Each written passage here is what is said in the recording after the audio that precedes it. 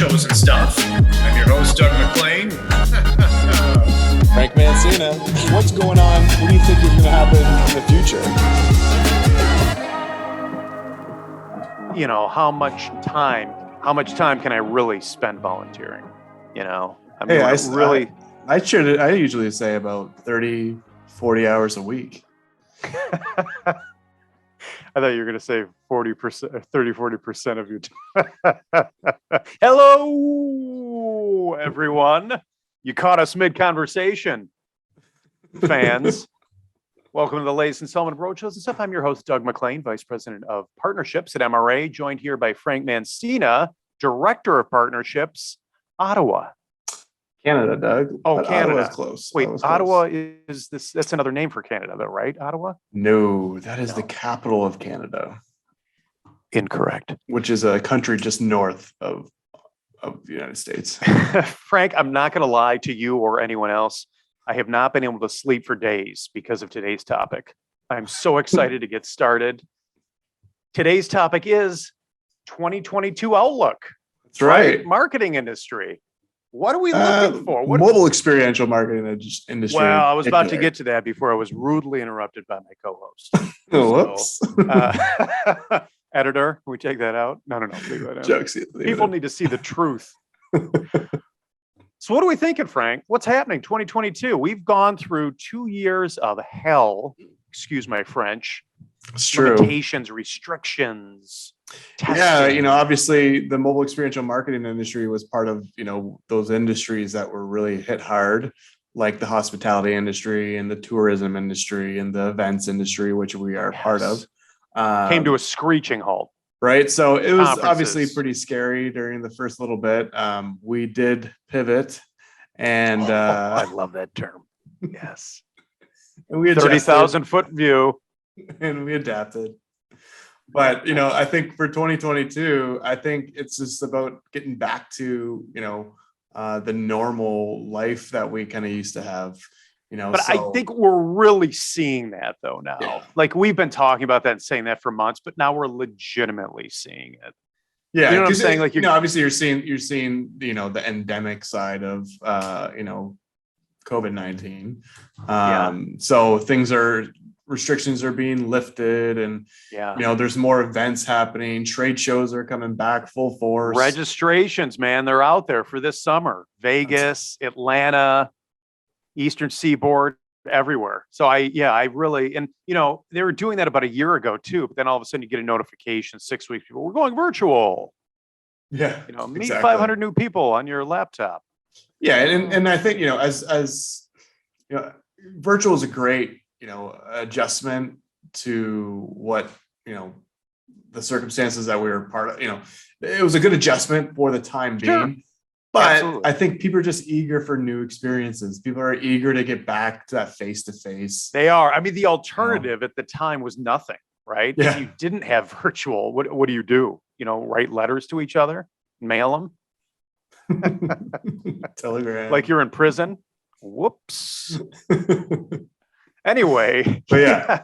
So obviously, getting back, to having these face-to-face interactions with people, at events, which we are a part of as the mobile experiential marketing industry is a part of. We're part of the larger big events, whether that's trade shows or festivals, fairs.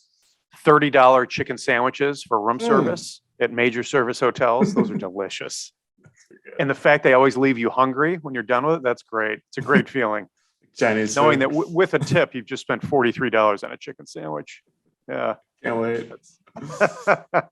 So we're going back. We're back. Are we back? We'll be back. I think we're back. And I think another thing that we're gonna see even more is kind of bridging that gap between like that online virtual world and the in-person world, right? Because at the end of the day, some people may not want to attend these events, right? For good reason, obviously. They may just not be ready, right? So, in the mobile world, that's where we kind of did that, that quick pivot, and we made our trailers virtual, right? With having that ability to do a virtual meeting, a virtual walkthrough of the trailers and vehicles, right? So I think you're going to see that bridging of the gap. So it's more inclusive for everyone and their sort of their tolerance to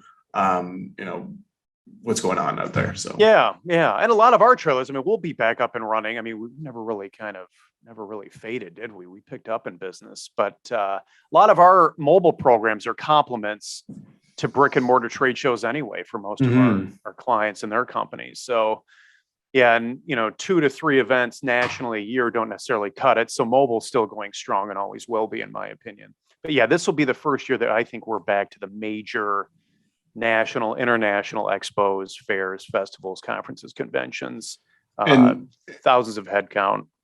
And I think we both can see that too, just by the amount of inquiries we've been getting to in terms of like, just people just looking to get more information, whether not necessarily wanting, pricing, but they're just looking to get as much information as possible. So Frank, what's some good advice for the listeners to do with the thousands of excess masks they have if they no longer need them? I think we can recycle those, can we? Okay. Only if they're used. I don't know. No, I would probably donate them to like the hospital. Would they be to the Mask Foundation of Manitoba? Yeah, agreed. We'll put that link on the screen. Get that link up on the screen. Yeah, put it up there. It's made up. Frank, anything else for the Outlook? This is one of those. No, I think it's just quick and easy, and I just want to get to that stuff. This episode's like macaroni and cheese, quick and easy, delicious, easy to digest. Unless you have a cheese allergy. Quick fact, Canada consumes the most KD out of the entire world. No, it doesn't. No. Fact check me, but. So that may have not been truthful.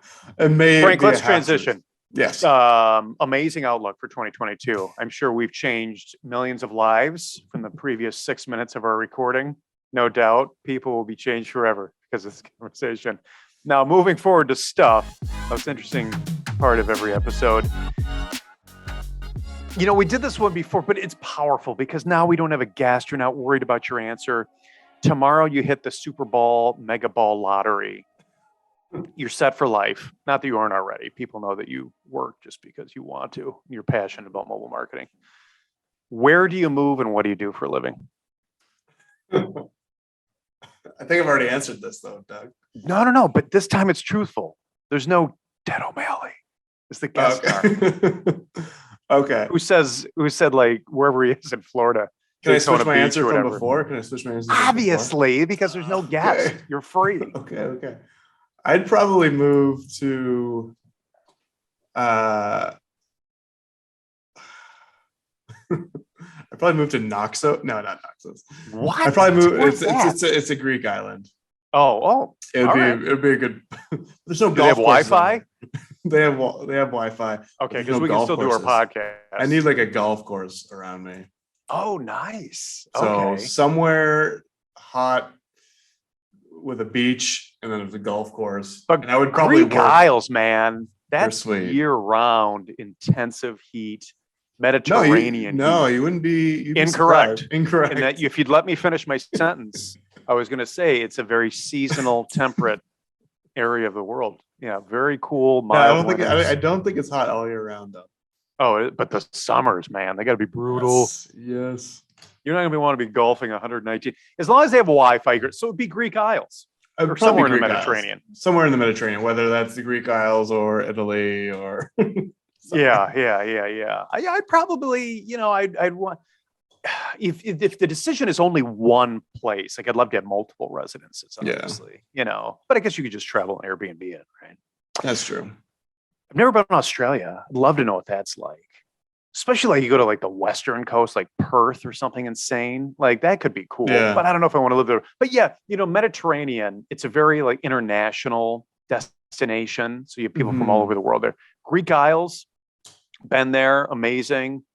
Yeah, if there's Wi-Fi somewhere in that area, what's beautiful is like Dubrovnik, former Yugoslavia. Yeah. But I think it's like communist controlled now. Judges?